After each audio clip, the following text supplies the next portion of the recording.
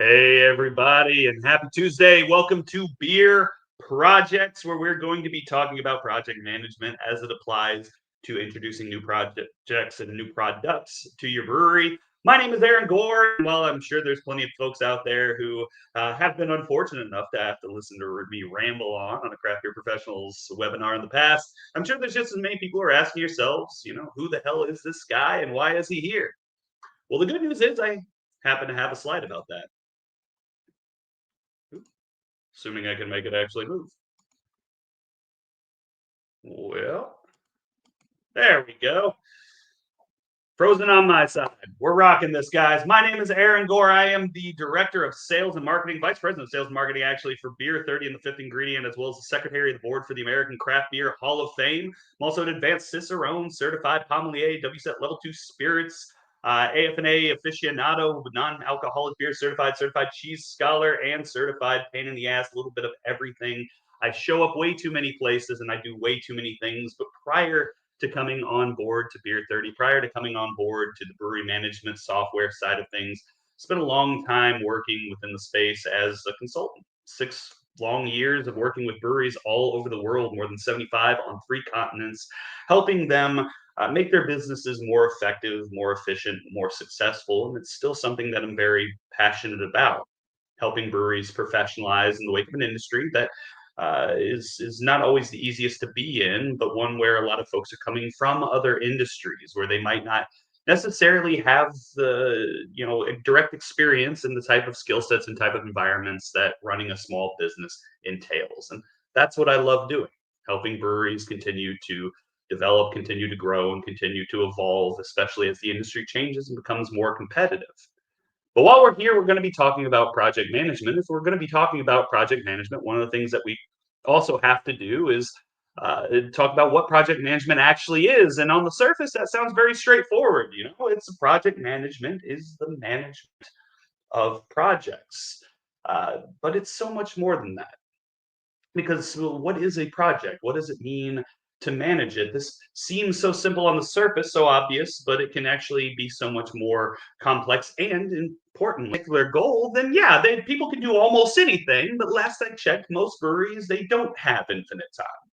They surely don't have infinite money. They don't have infinite resources, and they have things that they actually need to accomplish. And that's where project management comes in, because this is not just a word, not just a term. This is a series of techniques, a series of approaches that let you be able to operate within those constraints and reliably accomplish your goals. Now, I know that there's some of you out there who are probably thinking to yourselves, hey, I know how to run my business, and at the end of the day, nothing you said is really a surprise. That's obvious. Of course, we don't have infinite money. We just got to aim at the thing and do it. And I understand where people are coming from, but project management, as I said, is so much more than that, and it's important to make it something that is structured and reliable. That way, you can have reliable results, because so many breweries aren't applying those same obvious learnings to one of the most core things to our entire industry, and that's the actual production of beer, creating new products, new beers for our customers. That's one of the core foundational elements of the entire craft beer industry. And so often we are making beer and then hoping to God that we can figure out how to sell it. We're guessing at what customers want. We're guessing at what our own team wants. We're guessing at our own capabilities of being able to move it, what our splits should be. And that's dangerous, because at the end of the day, if we're not getting all of the information that we need from relevant stakeholders, if we're not involving sales and marketing and the taproom manager and the operators, if we're not involving everybody who needs to have a say in what's being made, then it's very easy for us to be making things in a way that's purely arbitrary. We're making a whole lot of check dark lagers, and I love them and you love them, but we're about the only ones drinking them. And maybe that's the intention. Or maybe we just are creating products and hoping to God that a plan will create itself as we get halfway through. And that's using hope as a strategy. That's not a way to run a business. It also means that we don't give the rest of our teams, the rest of our business, those people in sales and marketing and in front of the customers in our own tap rooms, the ability to support these launches, support these products. And not just support them once they're live and out there, but support them on the lead up to it. Support conceptualizing, support getting people excited, whether it's the customers or your wholesalers or your retailers. Really putting that input in to create something that's more than the sum of its parts. If we don't have a plan, if we're not creating a project that makes sure that everybody understands what those goals are, it's very easy to lose the script. And it's very easy to lose out on those opportunities that otherwise would be able to take advantage of.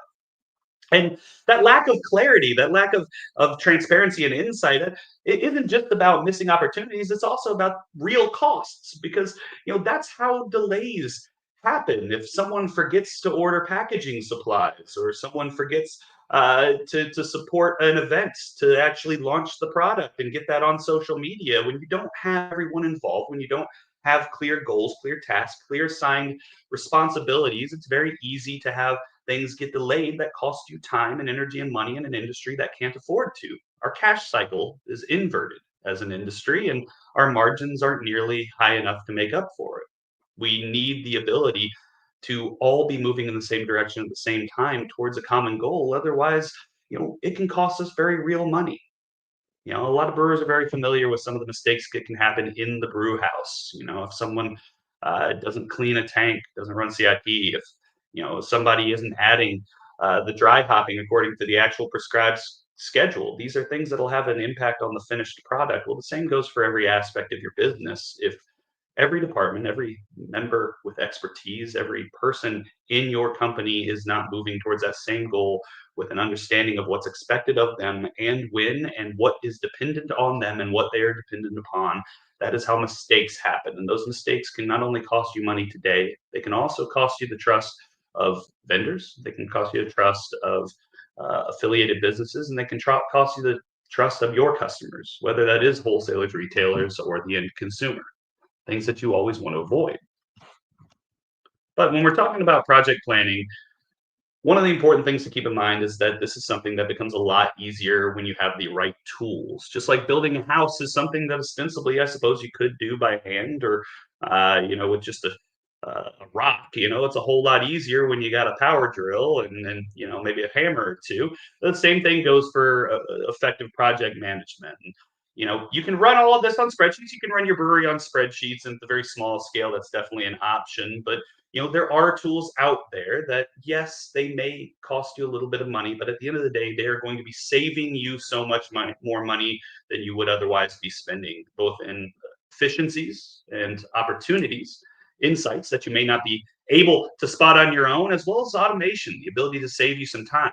Now, when it comes to the actual production of beer and the sale of beer, a lot of what we're going to be talking today is going to be stuff that will be helped out by brewery management software. I'm a little bit biased. Obviously, I work for Beer 30 by the Fifth Ingredient. But there's other ones out there. I'm sure you're familiar with a few, and we'll be using Beer 30 as an example in some of these cases. But any quality brewery management software is going to be able to do these things to give you the information and the insights that you need to be effective at project planning. But brewery management software is only one small part of it. You also have point of sale software on the other side. It's going to be things like GoTab or Arrived or Square or Toast that are going to be able to handle your operations in the front of house, but also provide you the sort of reporting and insight you need on what's happening in your tap room. That way you can take that into account, because for a lot of your businesses, more than 85%, that's going to be your largest profit center. So understanding what's happening in your tap room is absolutely critical, because they are your number one customer. And if you have a direct integration between your brewery management software and your point of sale software, all the better. That saves you time as well. Beer 30, we have one with GoTab and Square. Arrive has one with their own proprietary management software. But whatever you're using, anything that creates one source of truth and just make sure your information is accurate end to end makes that part so much easier, so that you can put your focus on the parts of the business that only you can do. Because at the end of the day, you are the one thing that doesn't scale, and we need you to stay focused on the areas that need that human touch. But the last component is actually the most important one for this, and that's going to be project management software. So project management software, there's 1,000 of these out there that are used in all sorts of different industries. This isn't one that you necessarily need anything focused on the beer industry for. Beer 30, we use Monday.com. Feel free to look it up. You actually use Asana, another one, to organize my personal life. But these will all have their own unique quirks, their own unique things that they do better or worse. But at the end of the day, their goal is the same for each of these, and that's to allow you to really get a broad view of a project. And when we say project, we just mean a goal that you want to accomplish and all the steps to get there from end to end, and being able to understand what needs to happen now, what needs to happen later, and what are the relationships between these tasks. That way nothing falls down because someone's waiting on someone and doesn't realize it, or someone's able to get going and move without understanding that they now have the capability of doing that. So take a look at them, figure out which one makes the most sense for you, and figure out which one feels the most comfortable the way that it's laid out. But most of them are fairly affordable and will do the job equally well.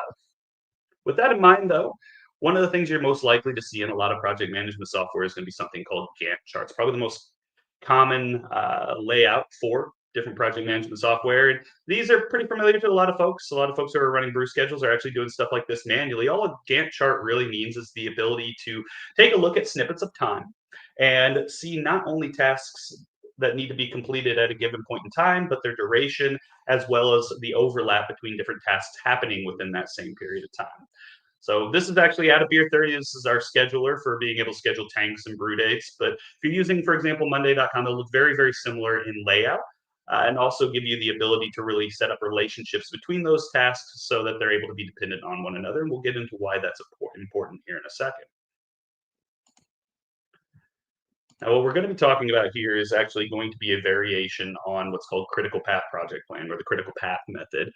Uh, there's a lot of different project management methodologies out there, and most of them are pretty good.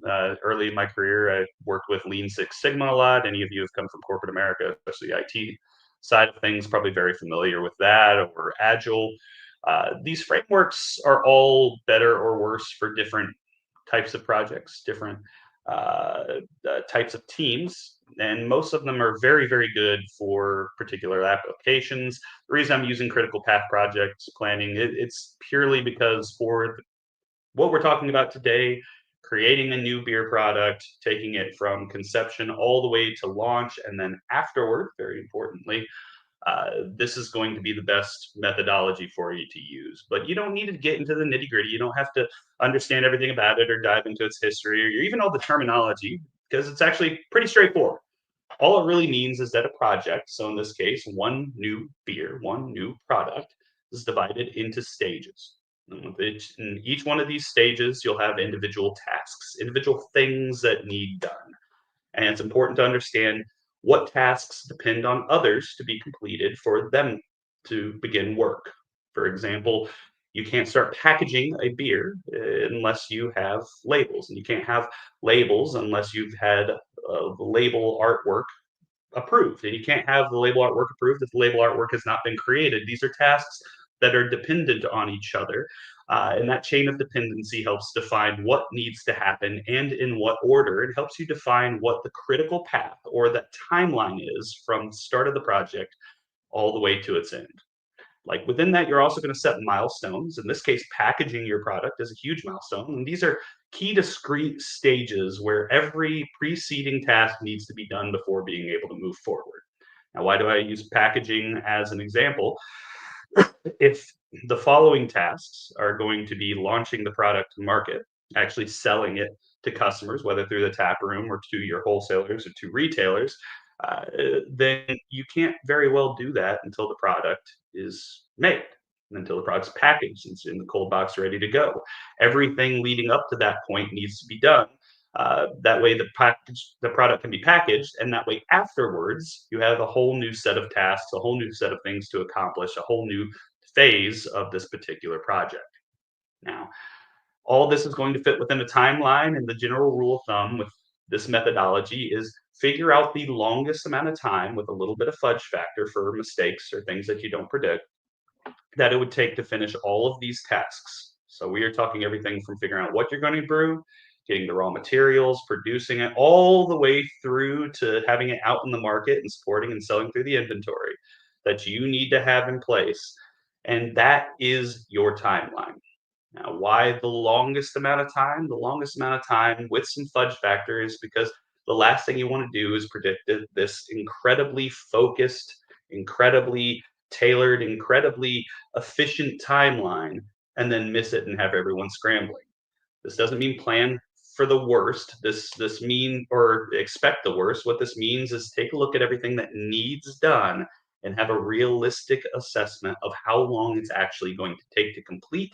And if you happen to have things go better than expected and complete earlier than expected, it's better to finish earlier than expected than to have a bunch of delays versus an overly optimistic timeline.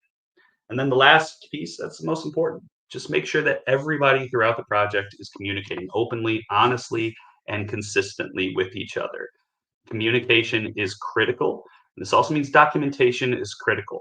Any documentation that people throughout the organization need in order to do their next tasks, you can communicate that stuff with an in person meeting. You can sit down with them, you can run them through everything, or you can have a document repository, have them understand that their tasks, dependencies are now cleared, and now they have all the information that they need to just run already available to them. One of these is a lot more efficient and honestly a lot quicker than the other. And even though in small organizations, yes, it's easy to just yell across the brew house, "Hey, George, you ready to go ahead?"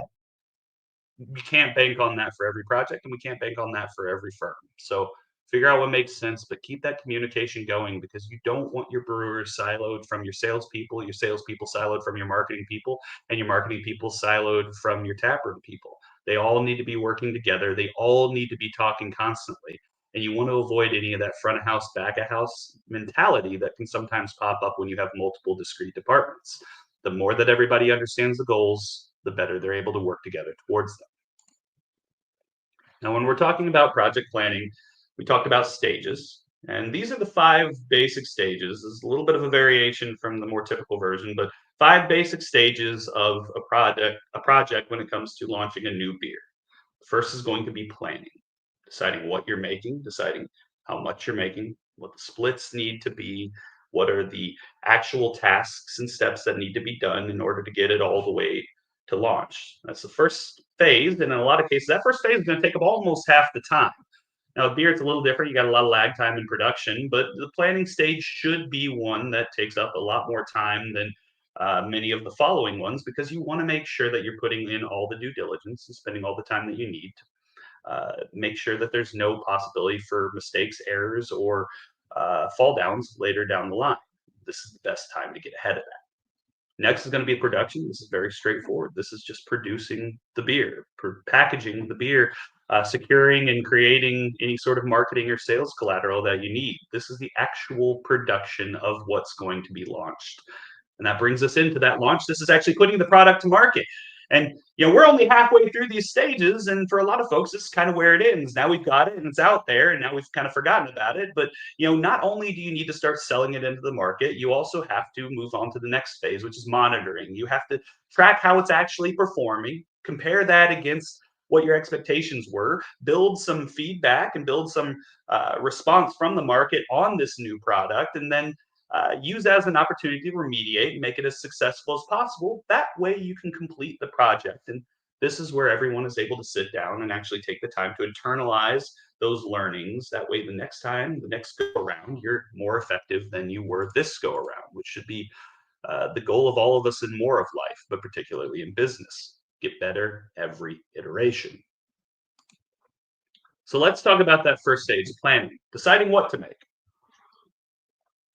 One of the most important factors, and one of the key fall downs I see all the time, is a lot of times we let brewers just kind of make whatever they want. And this is not a criticism of brewers. Brewers are the ones who need to be the chief stakeholders on what is being produced. They understand their own competencies. They understand what the brew house can make best. They understand what they can do better than anybody else. But so often we let the brewer be the sole voice of what is getting produced. We just let them go free, make what they're going to make, and then hope to God it's what the market actually wants. And that is not how any successful business should be run, because we're not home brewing here.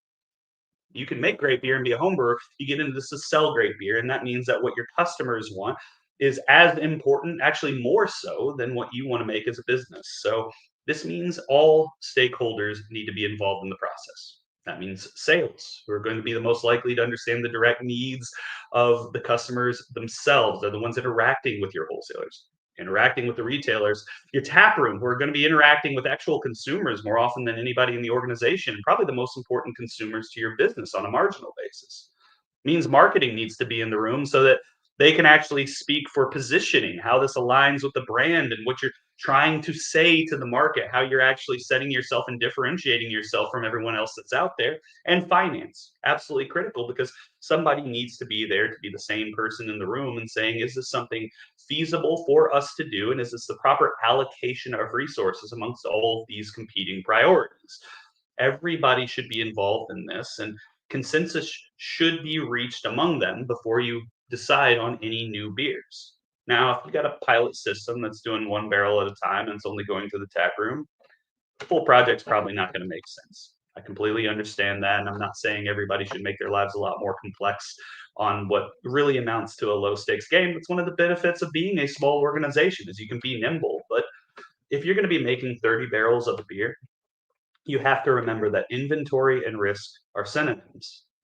And if you have a bunch of beer that is getting parked in kegs or in cans that's sitting on your cold box floor, beginning to code out, that you are not only parking that cash that could otherwise be applied to a lot of other areas of your business, but you're also taking a pretty big risk, because if it does get close coded, you're probably going to have to take a discount to sell it into the wholesaler, if they'll take it at all.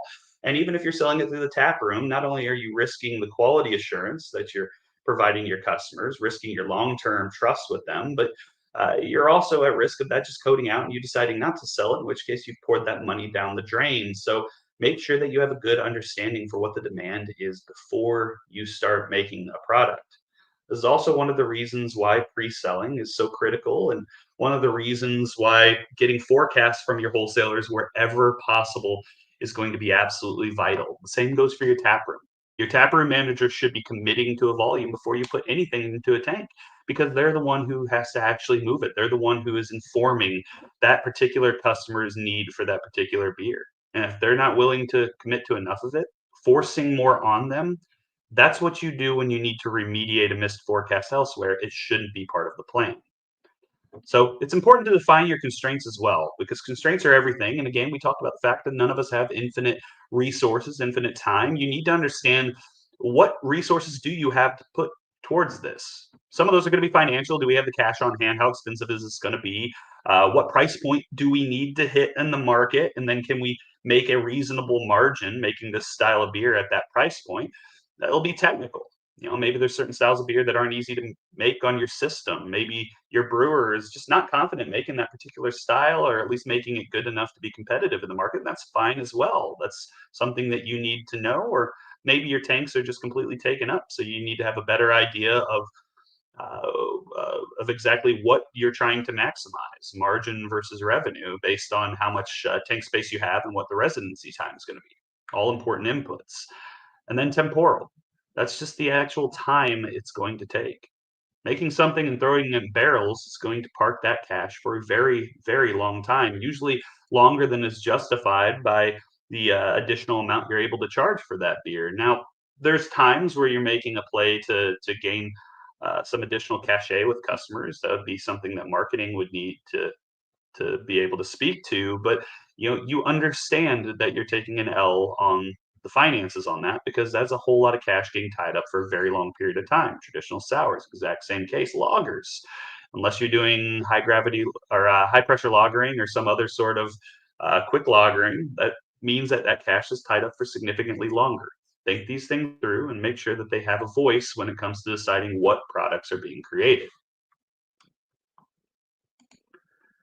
Now, one area that helps immensely is going to be having a good insight into not only your sales in depth and being able to break that down into much more granular fashion than you may be able to if you're just working on spreadsheets, but also understanding your costs, because so much of this industry is about not only maximizing your revenue, but you really also need to make sure you have a good understanding of the costs themselves, so that you're not going underwater, because your raw materials change in price. You have different loss, different efficiencies, depending on what you're making. If making a hazy IPA, we all know that that 30 barrel batch isn't going to come out at 30 barrels. You're going to have a lot of loss the moment that that's going into the fermenter, and the moment that you're having to take it off the trube from the dry hopping.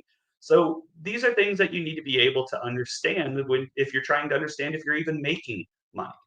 Anecdote I've told in the past, I once had a client when I was doing consulting that we're growing absolutely breakneck speeds, and we're doing several $1 million distributed revenue a year. They felt like they were winning, and yet they realized they never had any money at the bank at any given time, and they couldn't figure out why. Why were they underwater? And when we sat down and broke down their cogs, what we figured out was they were losing a buck 74 on every single case that went out of their number one selling product, made up about 40% of their total sales. They were winning themselves to death. So understanding your cogs, absolutely critical. Beer 30, we have a operational dashboard that has both COGS insights, as well as sales insights, quite a few more coming. We use Tableau to make this very plain for people. I know that some other solutions have very similar, both on the point of sale side and on the management side. So, if you have access to a tool like this, it's incredibly powerful because it keeps you from having to pour over 1,000 different spreadsheets trying to find some of these connections. You can very easily see not only what's selling, but what pack types are selling and what pack types are selling where.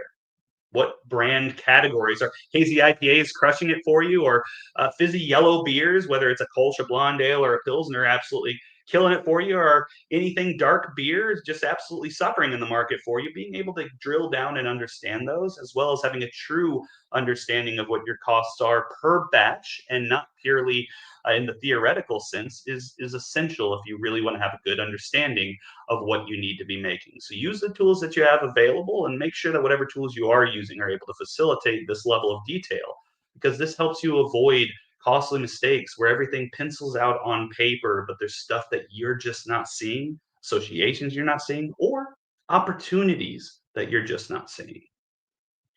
But moving on from figuring out what we're making, now we have to actually get that product out to market.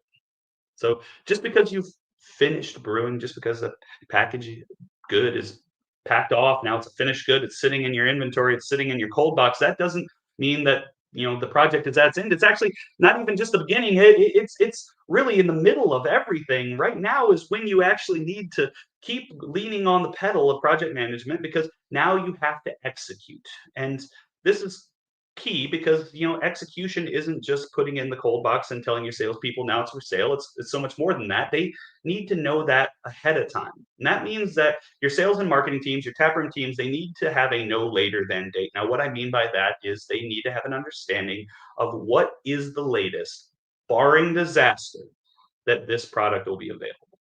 That sounds pretty basic, and it even sounds a little much, but think of it this way. If your tap room is going to be getting a new beer in, then they're probably going to want to support that beer with an event. And if they're going to want to support that launch with an event, then they're going to need to market that event. And if they're going to market that event, then they need to create materials for that event. And that means that even if that event's not happening until well after the latest that product could be made, they need to know about it far, far sooner than just the moment that it rolls into cans and rolls into kegs. They need to know about that in some cases weeks in advance to be able to do all the preparation they need on it. So having a no later than date that everyone commits to, with an understanding that it might need revised if disaster happens, is critical, because no one wants to have something as simple as a broken glycol line, or something as simple as an issue with the canning machine, completely derail an event that has had hundreds of dollars poured into its marketing and promotion and creation of consumer trust that doesn't help anyone. Same goes on the sales side.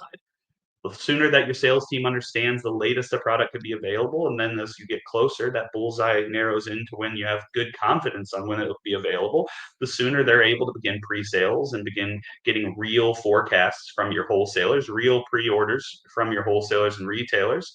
The sooner that they're able to understand that, sooner they're able to start putting a bug into the ear of those same wholesalers and making sure that they understand that's coming, and setting up events and tastings to support it out to the market.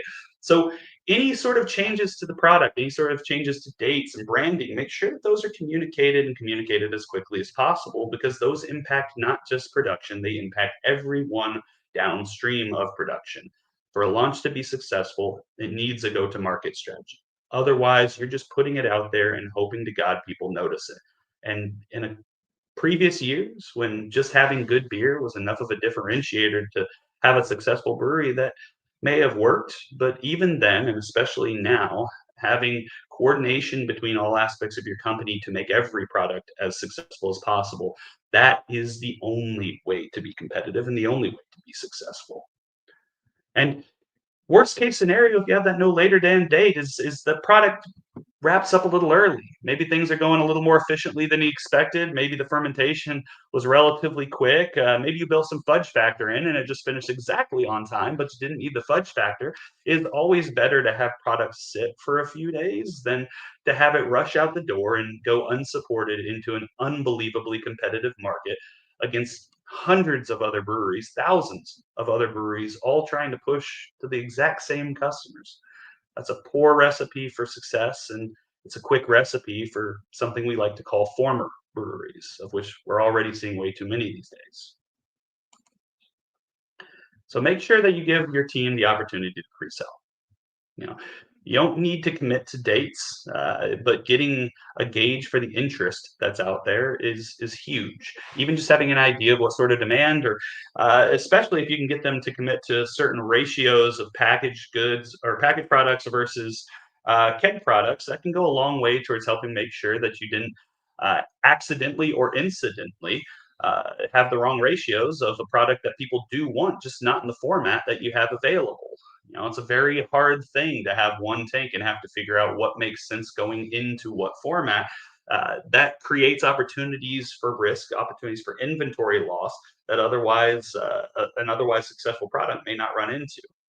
So make sure that everybody in your company is working together. Make sure that you have a real understanding of what the demand is out there, and make sure that we're following up with those accounts to make sure that those homes that were promised really do exist, and that if not, we're able to support them after the fact. And this goes even for prominent launches at the taproom level. Again, we talked, if you got tiny volumes that you're doing taproom only, that's one thing. But if there's any opportunity to get people excited for your brand, excited for a product, this is your opportunity to make sure that everyone has an understanding of what their role in the process is and are all working together to make it as successful as possible. So now we've got a beer out there. It's in the market. It's in people's hands and they're enjoying it. How do we know how successful it is? Because none of us have any illusions of selling the entirety of most of our batches instantly. There was a point in time where a handful of breweries had that luxury that doesn't exist anymore, even for most of them. We need to have an understanding of what success looks like ahead of time, because if we know what rate of sale that we can expect and we hit that rate of sale, then even if we know it's going to take a couple of turns with our wholesaler, uh, to sell through the entirety of it, then yeah, at least we have an understanding that that was something we assumed. Our plan was around that, and that doesn't necessarily need remediation. But if we had that in mind, and now we realize that on the second turn, our wholesaler is just not picking up any more of it. They actually wanted drastically less than we assumed, and instead of them keeping the demand going, they only wanted a one-off of it, and now you're sitting on half the batch that they're not willing to pick up. Now you have to understand whether that is still success. Did you make money? Is that a product that maybe you can remediate by pushing through the tap room now as an alternative? Maybe you can find other wholesalers that might have an interest in it that were interested in keeping that going. These are things that you need to be able to define, because if you can't define what success looks like, you can't define what needs corrected. So before ever launching a product, make sure that you understand what levers you have available, what tools you have available to help fix any fall downs when it comes to what success needs to look like. And typically, success is going to obviously look like selling through as much of it or all of it as possible on the face of it. But you also need to understand what your break even is. At what point are you not at least losing money? And at what point are you maybe even making money?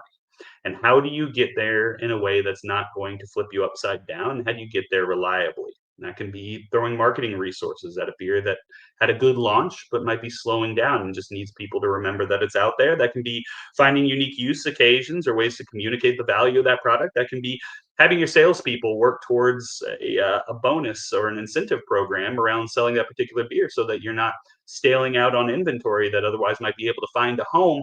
These are all tools that you have available, but you need to understand how to watch that success, how to track that success, how to track the lack of that success, and actually having a true understanding of what those numbers look like ahead of when you actually have to start looking at them.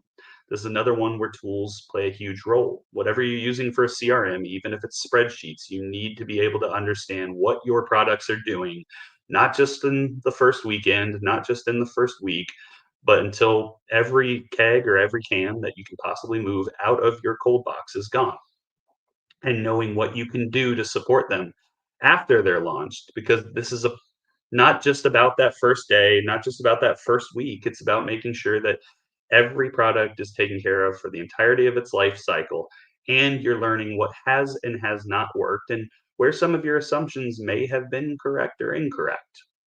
Which brings us to the last phase, and that's completion. This is where you get feedback not only from the market, but you also get it from your team, and you sit down and you take a look at what did work.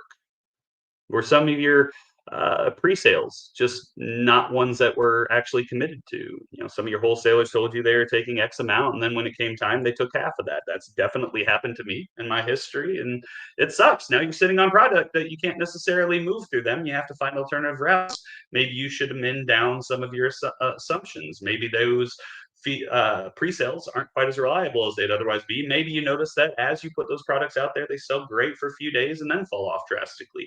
These are things that you can internalize, and these are things that you can build into your assumptions, build into your planning, build into the feedback loop, so that every time that you run through a project, it becomes a little more effective, a little more efficient. Maybe you had a change to the ABV and it didn't get communicated to your marketing team because no one thought to do it. It wasn't laid out in your tasks list, and so they didn't amend the label. The label didn't get changed to go to TTB, even though it's now outside of tolerance, and now they have to complete the label approval cycle all over again. That way, they can even send the product to market. That's another one that's happened to me, and again, not fun. So being able to have learnings every single time, treat this as a process of evolution. No one expects you to run a perfect project day one. There's a reason there's people who do this for a living. It's an accumulation of knowledge and experience, but the more it becomes institutionalized as a discipline within your business, the more likely you are to be successful every single time, until this becomes just part of what you do. And so many new processes can feel onerous, they can feel challenging, they can feel difficult until they become standardized and habitual, and to the point where you'd miss them if they were gone. It's a phenomenon called "who moved my cheese," where people tend to fear change in general, and they tend to see change in general as being a negative. But instituting project planning, instituting a formal system of being able to track what everyone needs to do and how they interact with each other, this prevents mistakes. This has real impacts on your business, and it's something that can have real benefits for you as well. Now, a few additional things to keep in mind. First is, make sure that you're tracking everything that you can. Now, this doesn't mean having to do it actively. If you are running on spreadsheets to run your business, that can be truly onerous. That can be a huge amount of time and energy wasted. But if you are using brewery management software, if you're using point of sale software or CRM or any other sort of automation tools, then those can save you an enormous amount of time. Those can be hugely impactful because you're wearing 1,000 hats. You're running a manufacturing business spot welded to a hospitality business, attached to a marketing firm, attached to a sales company and distribution company. These are too many things for anybody to keep track of, and you can't hire experts in every individual area. So a little bit of automation can give you the time back for the areas where tools don't exist. And there's this reflex in the industry right now as it becomes more competitive, as it becomes a little more challenging to turtle up, to become defensive. There's a problem with that logic, though, and I see it all the time. I've been seeing it for years. That now isn't the time to invest less in things that are going to help your business. It's the time to invest in those more. And this isn't to say spend money frivolously. It's to spend it on things that are actually going to have a return on investment of time or of money, and likely of both, because your time does have value, because there's always going to be a longer list of things you need to do than you have time to do them. That's a very, very real constraint. So finding these tools, investing in them, those are going to be the breweries that actually succeed and actually thrive even in this changing new environment. Now, I know that there's people out there whose entire brand and entire identity is built around telling you how bad this industry sucks and how nothing could ever get better and the sky is falling and it's all doom and gloom. That's not the case. We're a new technology, and really starting to peak along the adoption curve. None of this is unique to beer. All of this is surprisingly mundane. And the breweries that realize that there's still opportunity to be had here and there's ways of running a business better and more efficiently and more effective, that even if you have to come a little out of pocket on a new tool or you have to institute a new process, that those are going to have outsized positive impacts on your business in the short and the long term. Those are going to be the ones that are still watching videos like this 3, 5, 10 years from now. The rest will fall into that former brewery category that we talked about before. It's also important to remember within your organization, there will be pushback. And, this doesn't even mean pushback to project management. Will even be in that project planning phase. People will debate and they'll probably even argue. And that's not necessarily a bad thing. Debate can be healthy. Argument can even be healthy. What's important is that at the end of the day, your team finds consensus. And most importantly, once consensus is reached, even the people who disagree with what that consensus is are at least bought in that you're all moving towards the same goal. If you have a flute player and uh, saxophone player and a drummer, they can all be playing a song incredibly, incredibly well. But if they're all playing different songs, no matter how well they're individually playing it, all you have is noise. Everyone needs to buy in that even if they disagree with the direction things are headed, they're all working to get it in that direction as quickly as possible. That is how effective teams work, and that's how effective businesses work. So keep learning, keep debating, but keep working towards those common goals. And as long as you're being adaptable, as long as you're taking the feedback that you're getting from each iteration, as long as you're taking the feedback that you're getting over the course of the project and using that to refine the project and its scope, that is how you run a more effective business. That's how you run a more effective brewery. And that's how hopefully I can come around and, you know, grab some of that Czech dark lager that only me and you are drinking next time I happen to be in your area. If there's any questions, please go ahead and drop them into the comments. Even if I'm not able to get to them on here, I will definitely go ahead and follow up by email or by DM. And if you're looking to find me, please check me out. You can find me on most social media at AleChaser, ALECHASER, or you can find us at thefifthingredient.com. Would love to be able to hear from you. Love meeting people from all over the industry. And a huge thank you to Craft Beer Professionals and to Andrew and his team for having me on once again. Cheers, y'all.